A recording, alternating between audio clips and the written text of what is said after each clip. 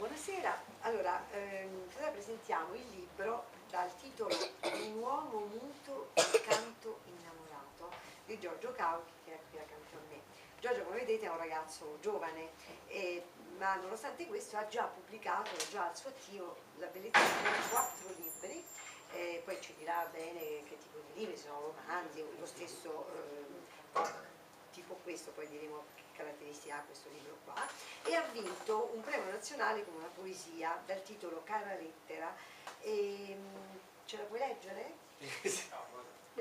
Non c'è in questo momento perché sì, è all'interno di un'antologia, l'antologia Tennis, col quale ho vinto appunto questo premio e si trova appunto lì. Che inizialmente doveva essere incluso nel mio terzo libro, però è stata lasciata a questo momento. Quindi in Facebook tuo si trova, sì, ecco, quindi volendo chi la vuol leggere può leggere. E soltanto una piccola cosa, di che tratta, cioè qual è la tematica, perché la lettera, il concetto? Perché c'è stato un concorso che è stato indetto appunto da questa casa editoriale, insomma, che prevedeva la creazione di uno scritto, una poesia, un romanzo che fosse basato sulla lettera in relazione a Facebook, quindi il passaggio dalla lettera a Facebook vissuto da chi scriveva. C'è una curiosità per cui andremo poi a vederla sicuramente. Allora, le poesie sono presenti anche in questo libro, Un uomo muto e canto innamorato, e anzi può essere considerato un posimetro perché oltre alle poesie ci sono anche dei brani di prosa.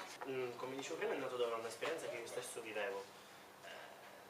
Domandando alla luna cosa fosse l'amore, mi trovavo in varie fasi, ecco, dell'amore della mia vita. Quindi l'idea è nata da questo, siccome trovavo questo punto sempre immobile, sempre fisso nel cielo, che mi faceva compagnia, ecco, perché è sempre lì, è immobile, non si muove, e notavo questa somiglianza allo stato dell'amore che stavo vivendo in quel momento, quindi una fase di innamoramento, oppure un amore totale, o anche nelle fasi un po' più deprimenti, ecco, dell'amore, ecco. E quindi l'idea è partita da questo. Quindi proprio tu la ringrazi, perché nei ringraziamenti, che ci sono tutti, insomma, gli amici, eccetera, e alla fine proprio, quindi proprio come se fosse il soggetto più importante, dici grazie anche alla luna, lì ferma nel cielo, è stata sempre accanto e di supporto, quindi la luna ti ha molto aiutato anche nei momenti. Tu hai letto un romanzo breve o un racconto lungo? Una favola? Sì, c'è anche un po' di, di realismo magico, esatto, no? Perché poi la cosa strana è che l'uomo è muto e quella che parla invece è la luna, che invece di solito è il contrario, no? Dimmi che fai, tu non c'è, dimmi che fai, silenzioso. E allora insomma alla fine proprio cercando, ho detto potrebbe essere neanche una dissertazione perché è troppo ampolloso per me, forse una disquisizione tra prosa e poesia sull'argomento amore.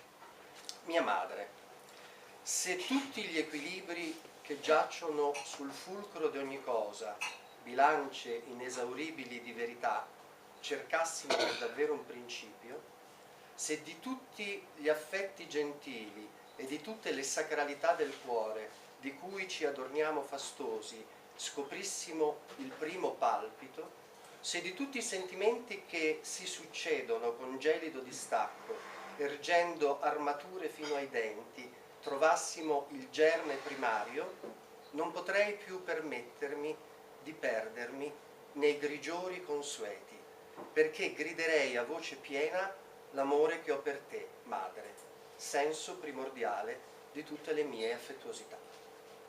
Un applauso, molto bella. E poi vorrei leggervi sempre da questo una poesia che io ho scelto per fare un promo che poi abbiamo messo su YouTube di questo libro, che si intitola In volo, e anche questa devo dire è molto bella, e forse questo del volo poi ci porta in volo verso la luna, quindi ci può benissimo fare da filo conduttore poi per arrivare a quello successivo. In volo. Non ho paura quando mi trovo a volare. Io vivo l'ignoto, l'incertezza e l'invisibile. Io sono l'ignoto, l'incertezza e l'invisibile.